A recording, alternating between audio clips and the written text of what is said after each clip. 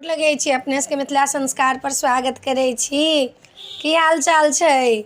नवरात्रा आबा वाला ये 2 तारीख से नवरात्रा हैत। 2 अप्रैल से शनिक दिन पड़ैया। जे गोटा नवरात्रा करे छी से 2 तारीख से नवरात्रा है, शनि के दिन पड़ैया 2 अप्रैल से। तो अपने सब गोटा नवरात्रा करू नीक से। ई चैती नवरात्रा छै। कते लोग एकरा धूमधाम से जयंती खसा के मनबैया, कते लोग ओहिना उपवास क लैया। ओ उपवास में कते लोग दिन भर खाए व्रत में रहैया, रात में फलाहार करैया। कते लोग दुनू टाइम फलाहार करैया। तो कतेक लोग नहियो फलाहार क के अपन पाठ पूजा सब करे जाय छथि। तो हिनकर सबके जेना जेना अपन सबके सबकास होइया तेना तेना लोग करैया।